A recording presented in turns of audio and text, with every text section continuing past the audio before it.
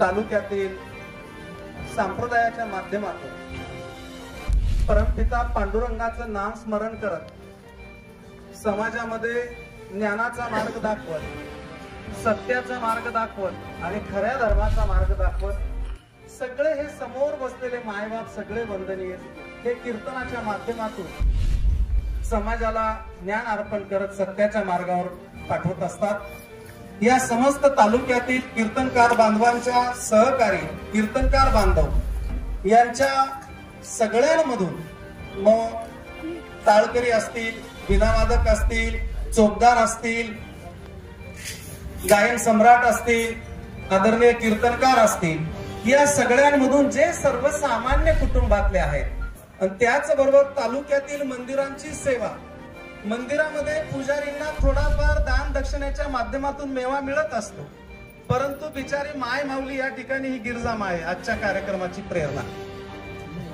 तर यांना कुठल्याही प्रकारचं काही मानधन नसतं, ते उत्स्फूर्त विनामूल्य अनेक या ठिकाणी बघितले विनामूल्य सेवा करत असतात पांडुरंगाची, मंदिराची, त्या आवाराची आणि तिथल्या सगळ्यांची।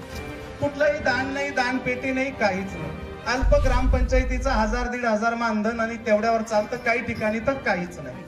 मग अशा मंदिरांची जी सेवा करतात ते अतिशय सर्वसामान्य कुटुंबातले, म्हटलं तर आर्थिक दुर्बल रेषेमधले। मग अशा मायबापांची तीर्थयात्रा व्हावी या सगळ्या भावनेतनं आजचा हा कार्यक्रम आमच्या 12 बलुतेदार मित्र मंडळाच्या माध्यमातून या ठिकाणी राबविला जातो। हा राबवत असतानाची मागची भावना आणि प्रेरणा या ठिकाणी उपस्थित भरतजी लाडके आहेत, ही सगळी मंडळी या ठिकाणी आहेत। अशा ह्या कार्यक्रमाच्या प्रसंगी आपण सगळे मायबाप, मंचवरील सगळे आदरणीय कीर्तनकार, आदरणीय लीलाताई, सर्व पांडुरंगाचे वंदनीय भक्तगण, आमची 12 बलुतेदार मित्रमंडळाचे सर्व सहकारी आणि समोर बसलेले सर्व कीर्तनकार माय माऊली आमच्या निमंत्रणाचा मान ठेवून या ठिकाणी उपस्थित राहिलात, म्हणून मी आमच्या सगळ्या 12 बलुतेदार मित्रमंडळाच्या वतीने आपल्या सगळ्या माय माऊलींचं आमच्या या ठिकाणी मनपूर्वक सहर्ष स्वागत करतो। आमच्या निमंत्रणाचा मान ठेवला त्याबद्दल खूप खूप आभार आणि धन्यवाद व्यक्त करतो। या ठिकाणी ज्यांच्या प्रेरणेतनं आजचा हा सगळेजण आपल्या आशीर्वादाने गेल्या अनेक वर्षापासून जांताराजा मित्रमंडळ असेल, 12 बलुतेदार मित्रमंडळ असेल, त्या माध्यमातून तालुक्यामध्ये पंचकृषीमध्ये सेवाभावी अनेक उपक्रम राबवण्याचं कामकाज केलेलं आहे तुमच्याच आशीर्वादाने, त्याचे सर्व तुम्ही साक्षीदार।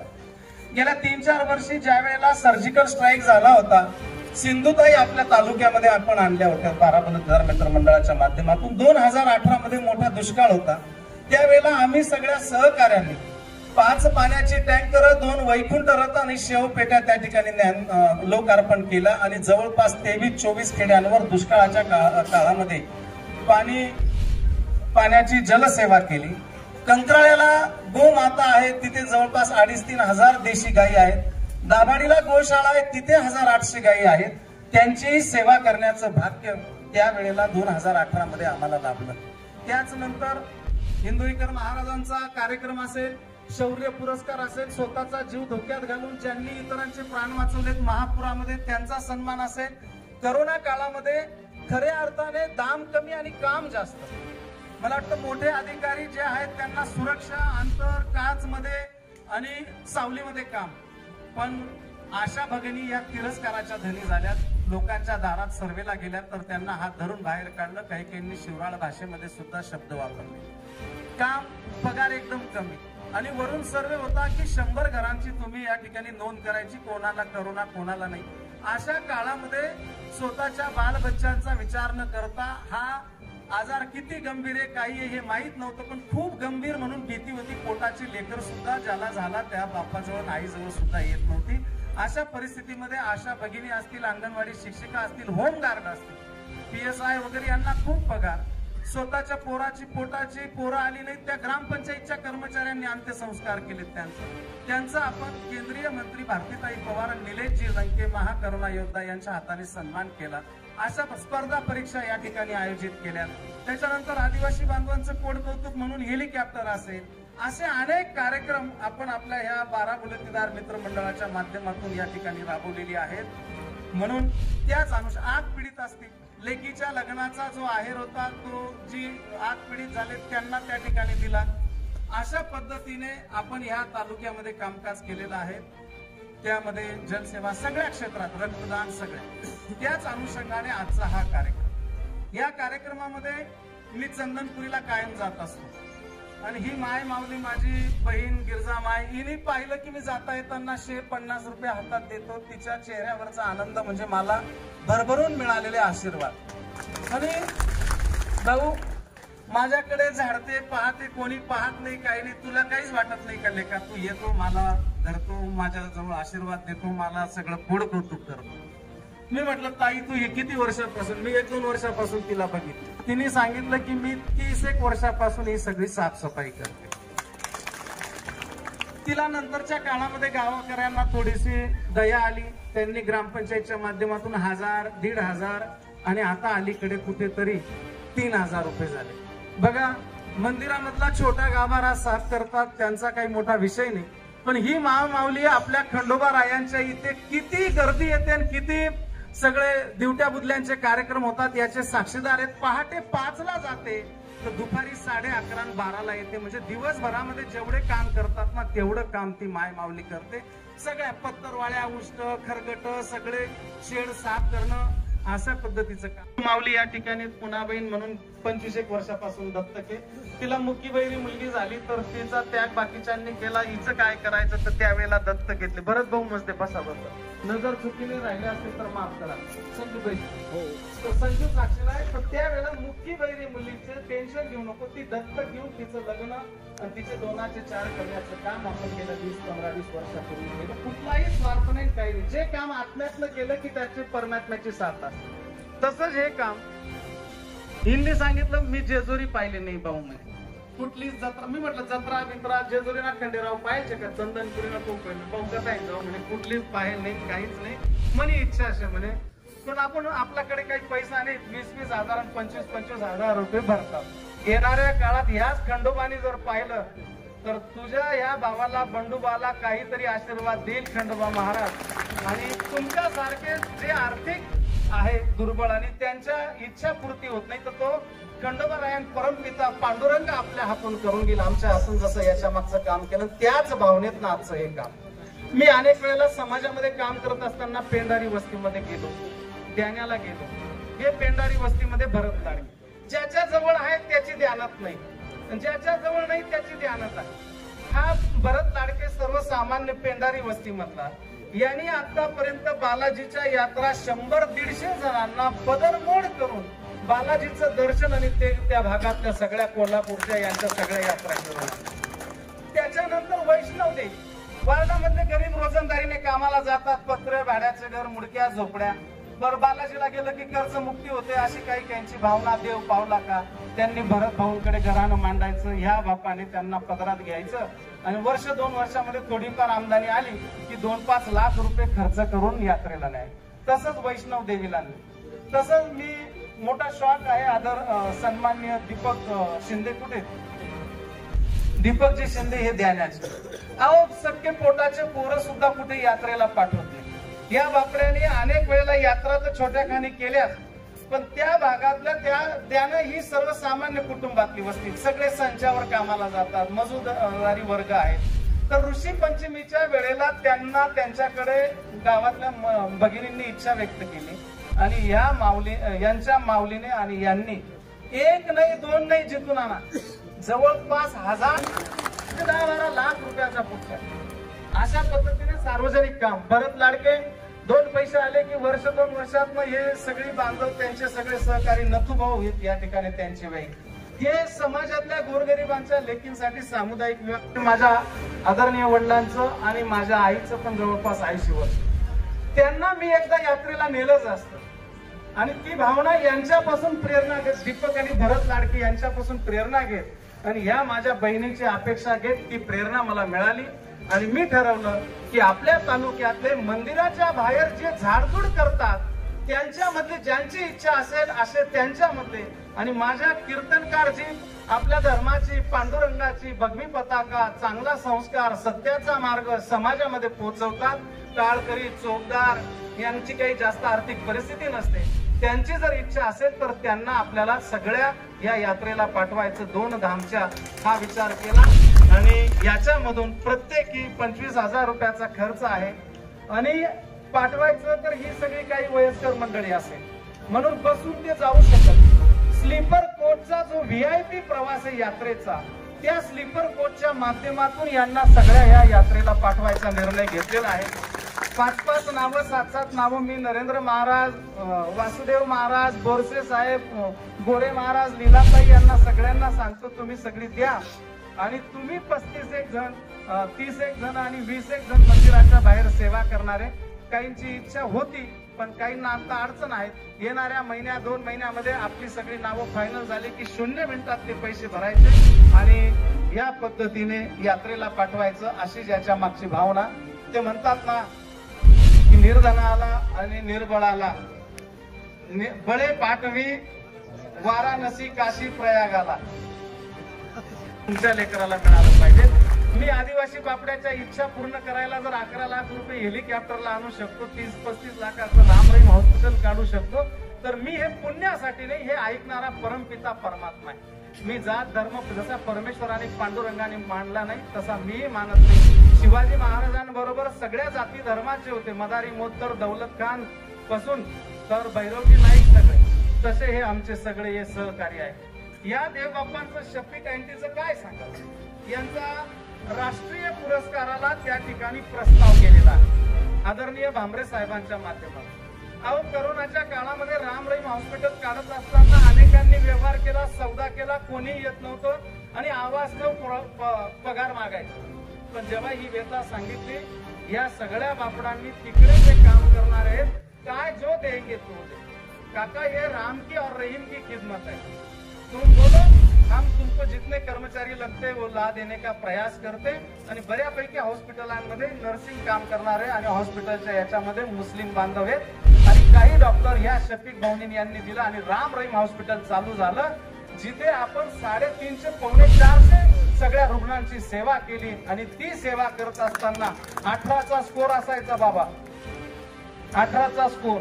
आणि आपल्या ह्या दवाखान्यांमध्ये असे गरीबाचे कपडे पाहिले की बेड नाही शिल्लक सांगायचे, कपडे पाहून हा डिपॉझिट भरणार नाही काहीच नाही। आणि अशा परिस्थितीमध्ये ही सगळी व्यथा ग्राउंडवर काम करत असताना पाहिल्यानंतर आपण काहीतरी केलं पाहिजे आणि त्या माध्यमातून आम्ही रामरहीम हॉस्पिटल काढलं कमलाकर पवारने। आम्ही त्याच्यातनं 3,000ला सिलेंडर होता दादा, 3,000च्या सिलेंडरचा उपचार करून पण 16, 14, 15, 15, 16 दिवस थांबून पण पिंपळगावचे होते, रावळगावचे होते, अनेक पेशंट होते इथले पण बऱ्याचपैकी।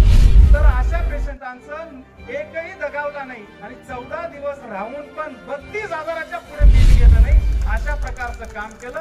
10च्या स्कोरला 3-3 आणि 4-4 लाख रुपये काही हॉस्पिटलांनी घेतले, याचे साक्षीदार। डांग सौंदाण्यापासून, आजमेर सौंदाण्यापासून, सटाण्याच्या हॉस्पिटल पासून, मालेगाव मधले सहारा, विरा, सिव्हिल सगळ्यांमधून ज्यांना नाकारलं, ज्यांना बेड मिळालं नाही, त्यांची सेवा आपण केली। ही करणारा परमपिता आहे। हेतू आत्म्यातनं जर प्रामाणिक राहिला तर परमात्म्याची साथ असते, तिथेच यश असतं। मला वाटतं आम्ही प्रामाणिकपणाने, विशेष म्हणजे ह्या भागामध्ये पाटण्यापासून तर वाट्यापासून जवळपास सौंदाण्यापर्यंत आणि झोडग्यापर्यंत अनेक ऍक्सिडेंट होतात। कधी तुमच्या आमच्या मधलं गेलं, हे अतिदक्षता विभाग विनामूल्य, काही अपेक्षा नाही काहीच।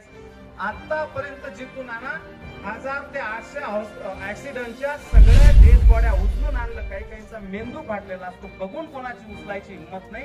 हा देवबाप्पा जात पात हिंदू मुस्लिम काहीच मानत नाही, फोन आला की हा जातो आणि त्या ठिकाणी सगळे गोळा करून सगळ्यांना हिंदू बेवारस। आतापर्यंत 40 ते 45 हिंदू डेड बॉड्यांचे अंत्यसंस्कार हिंदी रीतिरिवाजाने केलेत, कान टोचलेले राहिलेत, ती कोणाला माहित नाही। लावारिस वेडे म्हणून सोडून देतात आणि त्यांची सेवा करतो, ते सगळं रेकॉर्ड त्या सगळ्या शूटिंग त्यांच्याकडे आहेत आणि ते प्रस्तावित। आणि असेच बेवारस काही इतर जास्तीत अशा 100-125 अंत्यविध्या बेवारस त्यांनी केल्या, पदरमोड करून केल्या। जिथे पोलीस हात बलवतात, डिपार्टमेंट हात बलवतात, ते त्यांना फोन करतात आणि ती सेवा करतात। अनेक डिलिव्हरी केसेस असतील, अनेक घटना आहेत। ज्या वेळेला गिरणा डॅम मध्ये कोणी पडलं, तरी जाताना मोक्ष प्राप्ती होताना तुम्हाला कामी येतं तुमचा दान धर्म आणि तुम्ही कमवलेलं पुण्य. तर या पुण्य कमवण्याच्या आणि पुण्याच्या वाटेवरचे सत्कर्माच्या वाटेवरचे आम्ही प्रवासी आहोत. जेवढं शक्य आहे तेवढं आम्ही करत असतो आणि त्याच भावनेत आजचा हा कार्यक्रम. आणि आज या ठिकाणी हे 2 सत्कार मूर्ती आहेत. त्यामध्ये ज्यांच्याकडून मला प्रेरणा मिळाली, दीपक ज्यांनी 1000 माऊल्यांना त्या ठिकाणी यात्रेला पाठवलं, कुबेर तिकडे सगळ्या त्यांना. आणि त्याचबरोबर या ठिकाणी भरत लाडके ज्यांनी खूप परिस्थिती लागते अशातला भाग नाही, पण मनामध्ये दातृत्व लागतं, ध्यानात लागतं. ध्यानात आणि दातृत्व हे परमेश्वराचं गिफ्ट हे यांना लाभलेलं आहे. नंतर आदरणीय बाबा असतील, कधीच चांगलं वया वाटलं त्यावेळेला पाण्याची टँकर वाटले त्यांनी बिना सत्कार आणि शाबासकीची थाप दिल्याशिवाय काढलं. कोरोनामध्ये काम केलं, या देवबाप्पांच्या घरी गेलो, यांनी आठवणीने मला फोन करून बोलवलं. आणि म्हणजे सात्विकता आणि नैतिकता ही रक्तात लागते. आणि आदरणीय आधार बाबांकडे ती सात्विकता आहे आणि ती नैतिकता आहे की बंडुकाच्या पोटण्याजवळ येत नाहीत. आणि व्हिडिओ पाहा, या पुऱ्याकडून ऐकवा किती तुम्हाला चांगलं काम शे.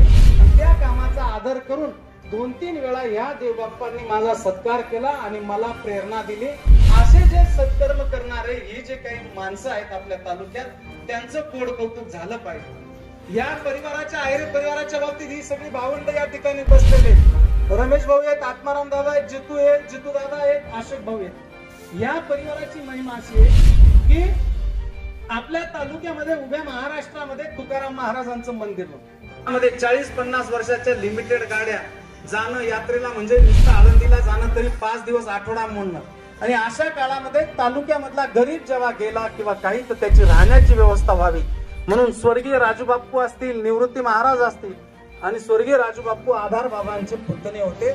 या सगळ्यांच्या आशीर्वादाने ते तुकाराम महाराजांचं तर मंदिर झालं, पण देहू आळंदीला 2 मजली बिल्डिंग त्या ठिकाणी आश्रम आहे की पंचकृषी मधला परिवाराचे आधार बाबा आहे. आणि म्हणून या प्रसंगाचं औचित्य साधता हा जो कार्यक्रम आहे तुम्हा सगळ्या कीर्तनकार माय बापांपुढे ठेवत असताना या प्रसंगाचं औचित्य साधून त्यांचं कोड कौतुक व्हावं, त्यांचा सत्कार व्हावा अशी माझी भावना होती. त्यांनी जो 2-3 वेळा या सत्कर्माचा सत्कार केला, या लेखाच्या दारात त्यांचं कोड कौतुक व्हावं ही मनी आलेलं होतं गेल्या 2-4 महिन्यापूर्वीच. आणि आज त्याला खऱ्या अर्थाने पांडुरंगाने मला त्या मनातल्या इच्छेला या ठिकाणी संधी करून दिली. त्याबद्दल पांडुरंग परमात्माचे तुम्हा सगळ्या माय बापांचे सगळ्यांचे मनपूर्वक आभार मानतो. आणि हे काम मी इच्छा ठेवली त्यामध्ये तुम्ही सगळे मायबाप हातभार लावा, म्हणजे मार्गदर्शन करा आणि या यात्रेला पुढे नेण्याचं काम आदरणीय वासुदेव महाराज आहेत, आदरणीय नरेंद्र महाराज आहेत, आदरणीय सगळी या ठिकाणी मंडळीत गोरे महाराज, पवार महाराज, सगळे मधु माऊली, ज्येष्ठ श्रेष्ठ वजीरखेड्याचे बाबा, तुम्ही सगळेजण याच्यात मार्गदर्शन करा एवढंच या ठिकाणी सांगेल. पुन्हा आपल्या सगळ्यांना या ठिकाणी आल्याबद्दल मनपूर्वक आभार. सुरू झालेल्या नवीन वर्षाच्या आणि नुकत्याच मकर संक्रांतीचा सांगता समारोप आहे, त्या या नवीन वर्षाच्या मकर संक्रांतीच्या तिळगुळासारख्या गोडगोड शुभेच्छा देतो. तुम्हा सगळ्या मायबापांना उदंड निरोगी आयुष्य लाभो, सरस्वतीचा आशीर्वाद लाभत तुमच्या वाणीमधून आमच्या सारख्या या समाजाला चांगलं मार्गदर्शन होत सत्याचा आणि धर्माचा मार्ग मिळो. तुमच्या हातून असंच ज्ञानदान हो, उत्तम आरोग्याला असो अशी पांडुरंगाच्या चरणी, जगदंबेच्या चरणी प्रार्थना करतो आणि खूप खूप आभार व्यक्त करतो. धन्यवाद. जय हिंद, जय महाराष्ट्र. स्वस्ति नस्तारक्षो अरिष्टनेमि स्वस्ति नो बृहस्पति ददातु.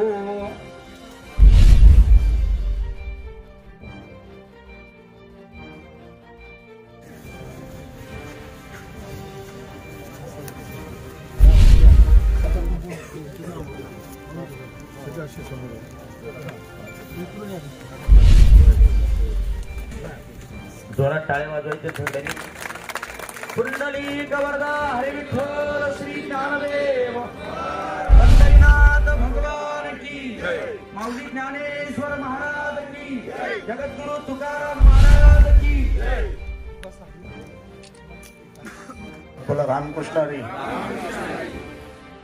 कृपा आशीर्वाद सानिध्य लाभलेला आहे अशा या पवित्र मंगलमय तालुक्यामध्ये वर्तमान परिस्थिती पाहिली म्हणण्यापेक्षा सातत्याने मालेगाव शहरातील ही जी काही मान्यवर लोक आहेत त्यांनी सदैव या संप्रदायाच्या धर्माचा आदर आणि त्यांच्या प्रती निष्ठा कायम राखलेली आहे. ज्यामध्ये आताच पाठीमागे वारकरी संप्रदायाच्या दृष्टिकोनातून एक मोठा पर्व मालेगावचे मंत्री महोदय दादा भुसे यांच्या माध्यमातून झाला आहे. त्यानंतर काकांचं कार्य हे सातत्याने चालू असतं. काकांनी आता जे काही विषय मांडले त्या बऱ्यापैकी विषयात मी साक्षीदार आहे. कोविड काळामध्ये रात्रीचे 2 वाजो 3 वाजो केव्हाही असलं काकांची आमची प्रत्येक दवाखान्यात भेट व्हायचीच. ते करत असताना अनेक पद्धतीने त्याची हे उपक्रम जे आहे 12 बलुतेदार या मित्रमंडळाच्या माध्यमातून आपण समाजाचं काहीतरी देणं लागतो. कारण निश्चितपणे आपल्या सर्वांना माहिती आहे विशिष्ट लोकांकडे पैसा असतो. का असतो त्याचं कारण एकच आहे. आपण यात्रेला निघताना आई दोघी भावांना यात्रेला पाठवते पण पैसे मात्र कोणाकडे देते? मोठ्याकडे देते. का? आणि मोठ्याची जबाबदारी काय असते? त्यांनी लहान्याला यात्रेत फिरून आणायचं आहे. म्हणून काकासारखी मोठी माणसं 12 बलुतेदार मध्ये काम करणारी सर्व जी मोठी माणसं आहेत यांच्याकडे पांडुरंगाने जी संपत्ती जो पैसा दिलाय तो पैसा नुसता आपल्यासाठी नाही समाजासाठी आहे ही भावना त्यांच्या अंतःकरणात आहे. त्या माध्यमातून एवढे सर्व उपक्रम त्यांच्या माध्यमातून राबवले जातात. प्रथमतः मी त्यांचे आभार व्यक्त करतो. का व्यक्त करतो? त्याचं कारण एकच आहे. पैसा सर्वांकडे असतो पण तो खर्च करण्याची जाणत खूप महत्वाची असते. आणि काका शेवटी हा बंगला ही संपत्ती आज तुमच्या नावावर आहे. उद्या बंगल्याचा मालक तुमचा चिरंजीव असणार आहे. तुमच्या सर्व संपत्तीचा मालक तुमचा चिरंजीव असणार आहे. पण 50 वर्षानंतर कोणी विचारलं बाबा हा बंगला तो म्हणे माझा आहे. तो म्हणणार नाही माझ्या बापाने माझ्यासाठी बांधला. ही संपत्ती माझी आहे. पण 50 वर्षानंतर जेव्हा जेव्हा कधीतरी तीर्थयात्रेचा विषय येईल त्यावेळी तो एकच सांगेल मला माझ्या बापाचा सार्थ अभिमान आहे की माझ्या बापाने वारकरी संप्रदायातील म्हणण्यापेक्षा मालेगाव तालुक्यातील रसातळातील गोरगरीब जनतेचा विचार करून त्यांना तीर्थयात्रेसाठी पाठवलं होतं. किंवा मालेगाव तालुक्यामध्ये ज्या ठिकाणी पाणी पुरवठा होत नाही अशा ठिकाणी टँकरांची वाटप तुमच्या माध्यमातून झाली आहे. ज्या पद्धतीने आज ॲम्ब्युलन्स किंवा रामकृष्ण आणि माझा मला वाटतं काका स्थापनेपासूनचा संबंध आहे. काकांच्या प्रत्येक कार्याच्या पाठीचा आम्ही साक्षीदार आहे. आज खूप मोठी मोठी माणसं या ठिकाणी बसले ज्यांच्या कार्याचा गुणगौरव काकांनी केला. ज्या वेळेला एके दिवशी आम्हाला सगळ्यांना बोलवलं त्यावेळेला मला ते कुठून तरी काहीतरी शोधून आणत असतात. बरं का रवींद्र, काहीतरी आगळं वेगळं असतं त्यांचं. आणि ज्या वेळेला ही संकल्पना आमच्या समोर मांडली आनंद वाटला. का? त्याच्या पाठीमागचा उद्देश असा होता की काही माणसं ज्यांची जायची इच्छा आहे पण त्यांची आर्थिक परिस्थिती नाही अशांना आपण मदत केली पाहिजे. आणि यांच्याकडून जरी तीर्थयात्रा घडली तरी आपली तीर्थयात्रा होईल असा त्यांचा मानस आहे. काय होतं मित्र, वादळामध्ये बऱ्याच लोकांची घरं वाहून जातात. मी वाक्य पुन्हा सांगतो मधुमाऊली, वादळामध्ये बऱ्याच लोकांची घरं वाहून जातात. पण मालेगाव तालुक्यातलं बंडू काका एक असं वादळ आहे ज्या वादळाने अनेक घरं बसवली सावरली. असं एक वादळ हे अवलिया वादळ आहे. आपल्याकडून नाही करत तीर्थयात्रा. बरीच माणसं गरिबीतून श्रीमंत झाल्यावर त्यांची गरिबी विसरतात. बरीच माणसं गरिबीतून श्रीमंत झाल्यावर त्यांची गरिबी विसरतात. पण बंडू काका असं माणूस आहे की ज्याने अजूनही गरिबी विसरलेला नाही. गरिबी काय होती, आपण गरिबीतून कसे बाहेर आलो, आपल्या वडिलांना चारिधाम यात्रेला पाठवायचं असेल तर आपल्याला काय कष्ट करावे लागले याची जाणीव त्या माणसाने अंतःकरणात.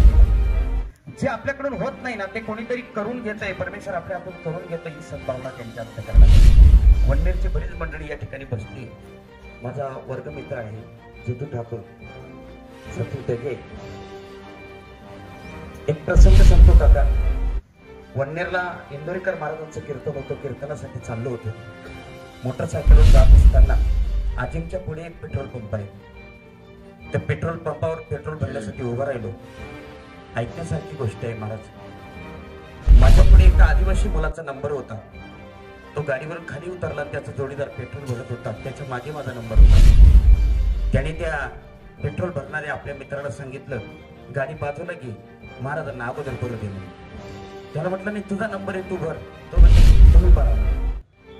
शंभू मी पुढे नंबर घेतला, भरून घेतलं. पण माझ्या मनात खंत राहील, याने याचा नंबर सोडून आपल्याला नंबर का दिला. आणि विशेष म्हणजे लोक नंबर करता एवढे भांडतात आणि याने आपला नंबर का दिला. मी गाडी बाजूला लावली. वेळ नव्हता, आपण लावली गाडी बाजूला. त्याला बाहेर बोलवलं. तो आदिवासी भाषेमध्ये बोलत होता. मित्र काका, मी त्याला विचारलं, तू तुझा नंबर सोडून मला का आधी भरायला लावलं. तो म्हटले, बाबा खरं सांगू का, आमच्याकडून काही देवधर्म होत नाही. तुमच्यासारखे लोक देवधर्म करतात. तुम्हाला मदत केली की आमचा देवधर्म होऊन जातो. याच्यातून एक शिकायला मिळालं मित्र मला. काका मी तुम्हाला अभिमानाने सांगेन, त्याचे कपडे माझ्यापेक्षा खराब होते, पण माझ्या कपड्यांपेक्षा त्याचा विचार खूप श्रीमंत होता. त्याच्या विचारापुढे मदन बापू मला माझा आचार भिका वाटत होता. की समाजामध्ये अशी पण माणसं आहेत, आपल्याला वाटतं आपण खूप विद्वान आहोत, पण समाजामध्ये अशी पण माणसं आहेत ती आपल्यापेक्षा खूप मोठी आहेत, पण ती समाजाच्या मध्ये आलीच नाही, बाहेर आलीच नाही. आणि या माणसाचं तेच वैशिष्ट्य आहे.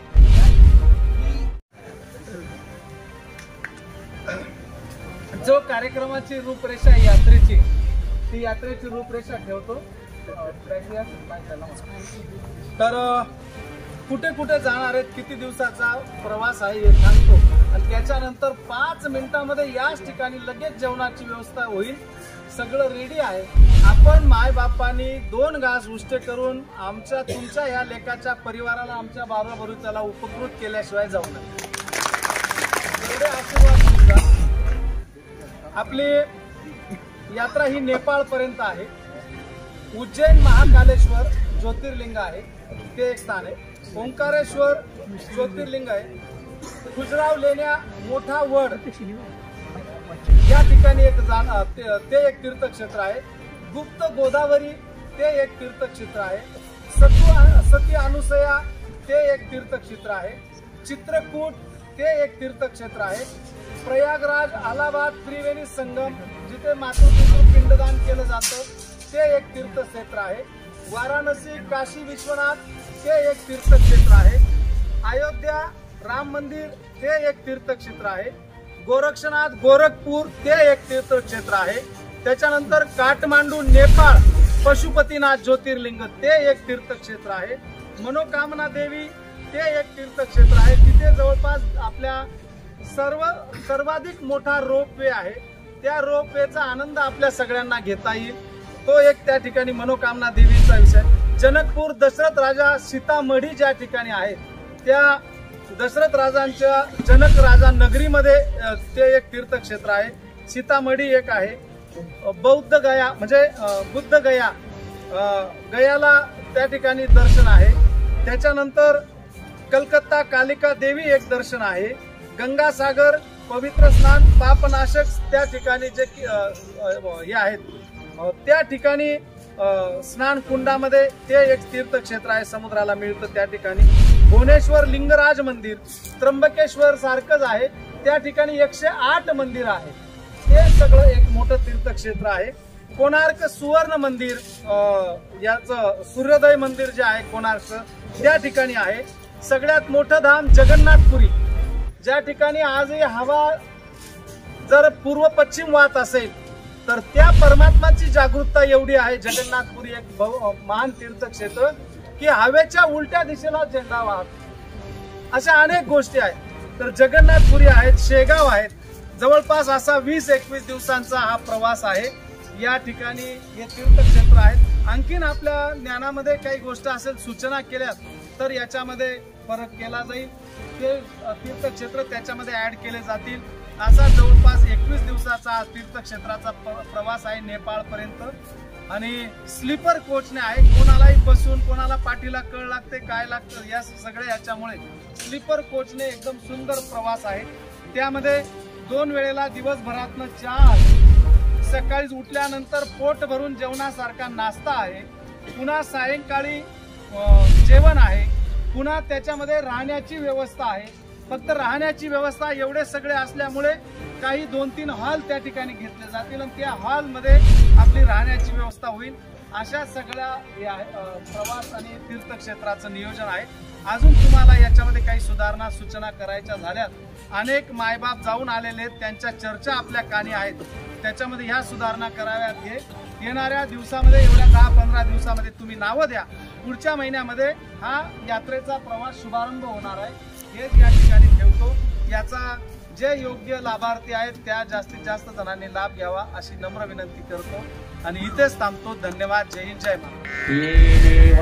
यज्ञ तोषावे तोषोने मज द्यावे बसाय दान हे जे खांचे व्यंकटे सांडो तया सत्कर्मी रती वाढो भूता परस्परे पडो मैत्र शिवांचे दुरितांचे तिमिर जावो विश्व स्वधर्म सूर्य पाहो जो देवांची तो ते नाहो प्राणी जात वर्षते सकळ मंगळी ईश्वर निष्ठांची मांदियाळी अन्यवरत हो मंडळी.